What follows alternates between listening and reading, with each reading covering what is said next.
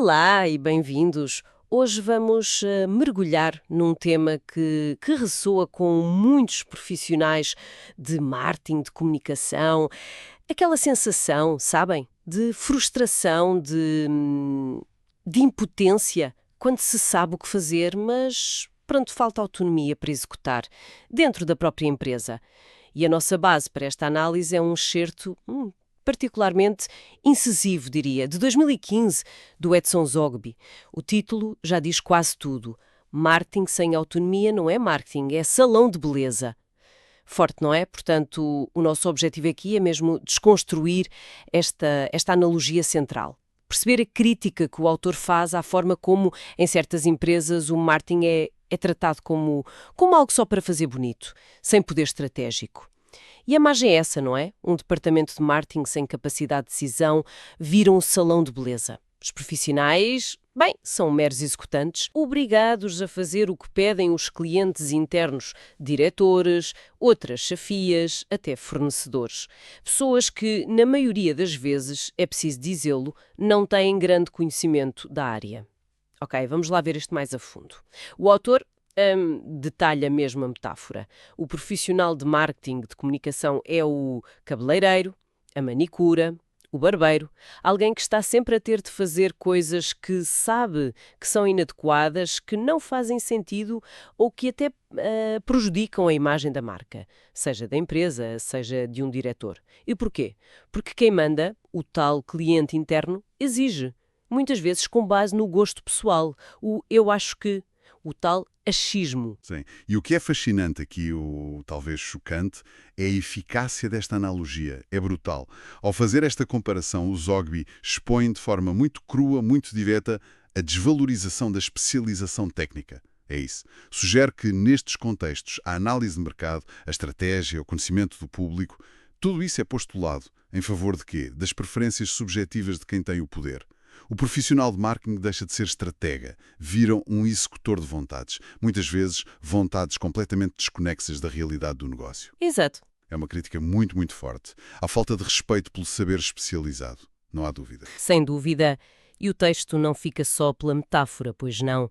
Ele ilustra com exemplos.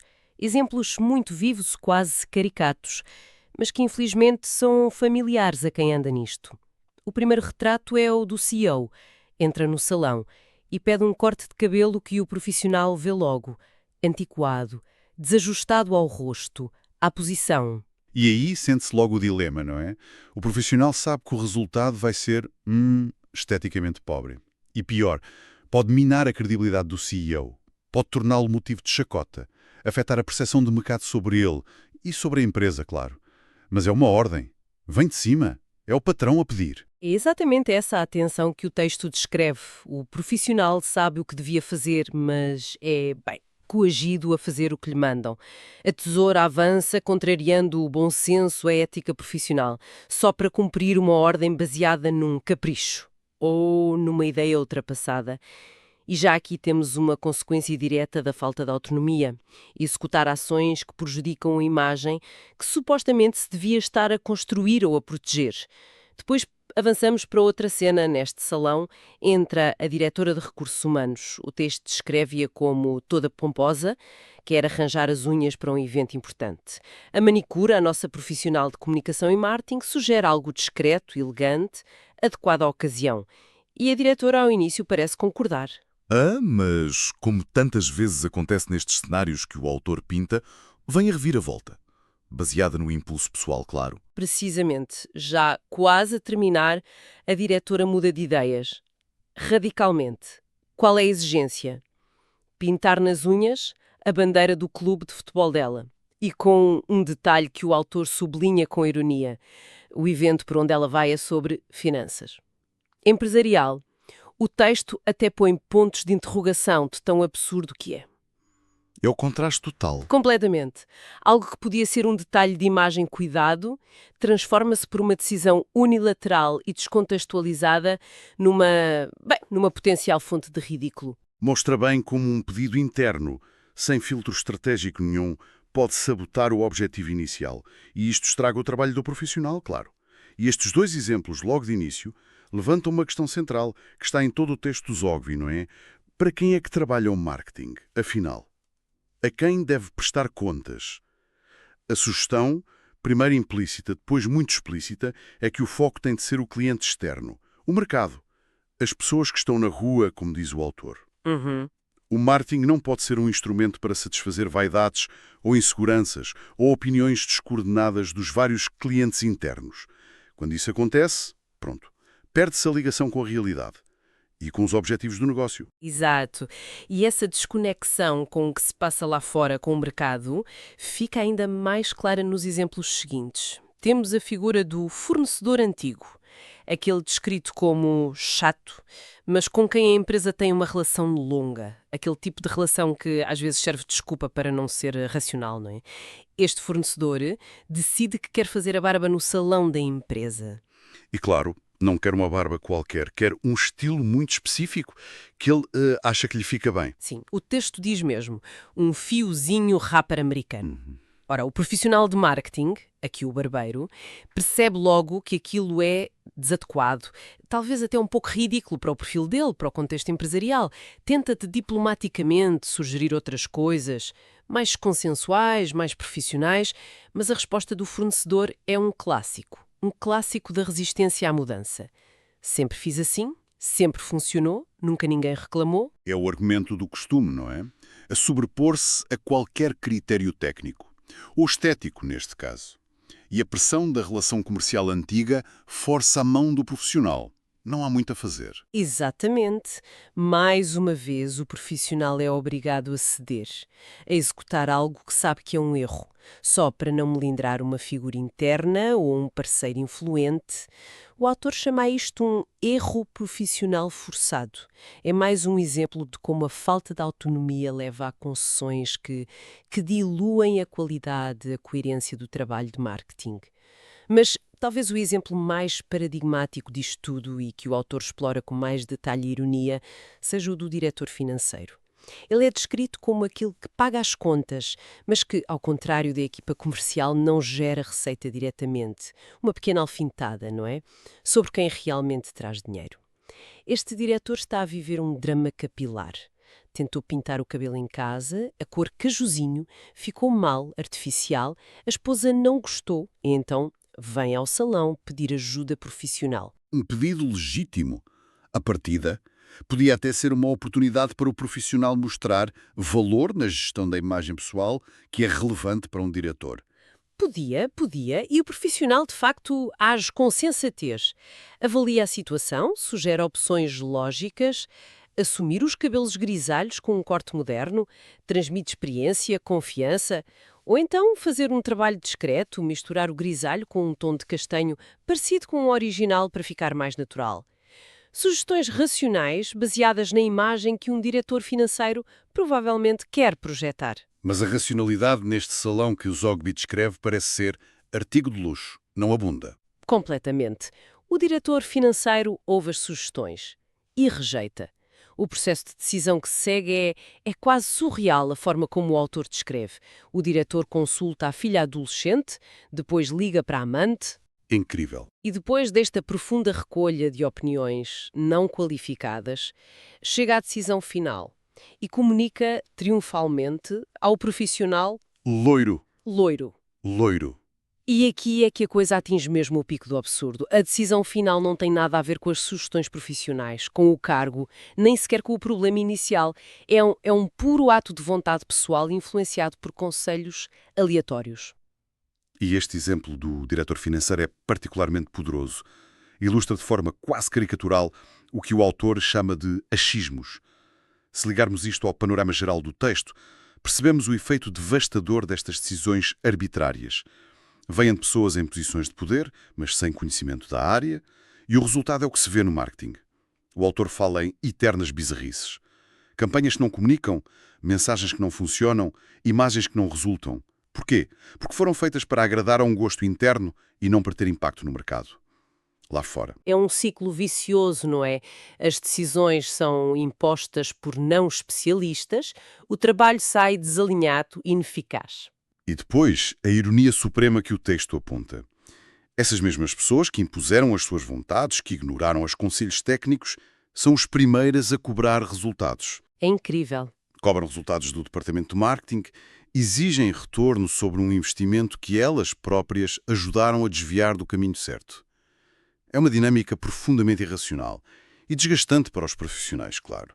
Cria-se uma cultura onde o mérito técnico é irrelevante, face à hierarquia ou à influência pessoal. O texto descreve a reação dos profissionais neste ambiente como um misto de riso e choro. Riso pelo absurdo das situações, choro pela frustração de ver o trabalho e o conhecimento constantemente desvalorizados. É o retrato de um salão surreal, como diz o Zogby, onde a lógica do negócio é substituída pela lógica dos caprichos. Perante este quadro, o que é que o autor defende? Qual a postura para o profissional? É conformar-se e executar? Não de todo. Pelo contrário, o texto argumenta, e com força, que o profissional tem o dever de lutar, de defender a sua visão estratégica, mesmo que isso implique parecer arrogante ou irredutível aos olhos de quem não percebe do assunto. Mas esta resistência não é vista como teimosia. É uma responsabilidade fundamental proteger o investimento da empresa. O marketing é isso. Impedir que o dinheiro seja desperdiçado em ações que só servem para satisfazer egos internos, em vez de gerar resultados reais no mercado. Exatamente. É uma questão de integridade profissional e de responsabilidade para com os objetivos da empresa. Não se trata de ganhar uma discussão, mas sim de garantir que as ações de marketing têm um propósito estratégico e que são orientadas para fora. E isto liga diretamente ao argumento central do autor sobre a direção do marketing. Que é essa ideia de que o marketing se faz de fora para dentro? O que é que isso quer dizer exatamente no contexto do texto? Quer dizer que toda a estratégia, toda a tática, mensagem, ação, tudo deve partir de uma compreensão profunda do mercado. Contínua, aliás, das necessidades, dos desejos, das percepções, dos comportamentos dos clientes. Os reais e os potenciais, aqueles que estão na rua. O ponto de partida nunca podem ser as opiniões, os gostos pessoais, as intuições sem fundamento das figuras internas da empresa, as tais belezuras internas ao negócio, como ele lhes chama com alguma acidez. Ignorar o mercado e focar-se em agradar a estas figuras internas é, segundo o Zogby, a receita certa para a irrelevância e para o fracasso do marketing. Portanto, a autonomia não é só uma questão de conforto ou de satisfação profissional. É uma condição necessária para a eficácia do marketing. Sem dúvida. Sem ela, o risco é ficar preso neste ciclo, agradar internamente, produzir coisas que ninguém fora da empresa entende ou valoriza. É precisamente essa a conclusão. A falta de autonomia transforma o marketing numa função decorativa, incapaz de agregar valor real ao negócio. Fica só cosmética. E isso leva-nos à conclusão e ao conselho final do autor, que é bastante direto, talvez um pouco duro até. Ele diz, sem rodeios: se o ambiente de trabalho se parece muito com este salão de beleza disfuncional, onde a opinião do especialista é sempre ignorada, onde o trabalho é constantemente desvirtuado por achismos, então se calhar a melhor solução é mesmo sair, procurar outro sítio. Um contexto onde a profissão seja respeitada, onde seja possível trabalhar com base em critérios técnicos, estratégicos. É um conselho pragmático, não é? O autor acredita que um profissional competente, apaixonado pelo que faz, nunca vai ser verdadeiramente feliz ou produtivo num ambiente assim, que o obriga a ir contra as suas convicções, o seu conhecimento. A realização profissional neste campo vem de aplicar a expertise para gerar impacto real no mercado. E isso torna-se impossível no cenário do salão. Então, o que é que isto tudo significa para quem está no terreno, no dia-a-dia? Significa, talvez, que a luta pela autonomia, pelo respeito profissional, não é um luxo, não é uma questão de ego, é uma batalha pela própria relevância, pela eficácia da função de marketing dentro das organizações. É lutar para poder fazer marketing a sério e não só embelezar as vontades internas. Fazendo aqui um balanço rápido da nossa análise, exploramos o texto do Edson Zogby, Marketing sem autonomia não é marketing, é salão de beleza, e a sua metáfora poderosa. Vimos como ela descreve a frustração e a ineficácia, que surge enquanto falta poder de decisão aos profissionais de marketing e comunicação. Os exemplos do salão ilustram bem o desrespeito pela especialização e como os achismos internos se sobrepõem ao conhecimento do mercado. A mensagem-chave é clara. Autonomia é fundamental. O marketing só agrega valor quando é estratégico, baseado no mercado externo e não quando se limita a executar pedidos descoordenados das tais belezuras internas. E esta análise toda deixa-nos aqui a pairar uma questão fundamental, não é? Que ecoa o problema levantado pelo Zogby e que serve como reflexão final. Como é que as organizações podem, na prática, criar e alimentar uma cultura interna que valorize mesmo, que utilize a sério a expertise dos seus profissionais de marketing e comunicação? Que mecanismos é que se podem implementar para garantir que estes profissionais sejam vistos como parceiros estratégicos, focados no mercado e não como meros prestadores de serviços internos, sujeitos aos humores e opiniões pessoais? E aos jogos de poder. Exatamente. Como evitar, no fundo, que o departamento de marketing se transforme nesse salão de beleza disfuncional? É uma questão crítica para qualquer empresa que queira que o seu marketing seja mais do que uma fachada bonita.